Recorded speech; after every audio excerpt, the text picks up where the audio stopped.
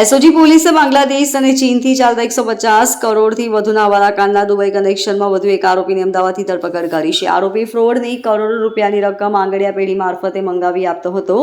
ખાસ આંગડિયા પેઢીની જવાબદારી આરોપી ઓમ પંડ્યાને આપવામાં આવી હતી. એસઓજીએ 100 કરોડના બેનામી વ્યવહાર સુધી કાઢ્યા. આ કૌભાંડમાં એસઓજીએ મકબૂલ અને તેના પુત્ર સહિત 3ને પકડી પાડી 100 કરોડના બેનામી વ્યવહાર સુધી કાઢ્યા છે.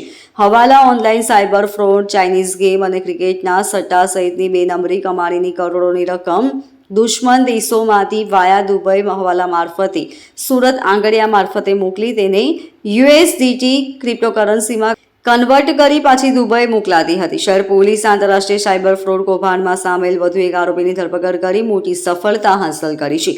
અત્યાર સુધીમાં કુલ 8 આરોપીઓની ધરપકડ કરવામાં આવી છે. આરોપીની ઓળખ અમદાવાદના ઇસ્કોન 4 રસ્તાના અમલતાસ એપાર્ટમેન્ટના રહેવાસી ઓમ રાજેન્દ્ર પંડ્યા તરીકેની થઈ છે.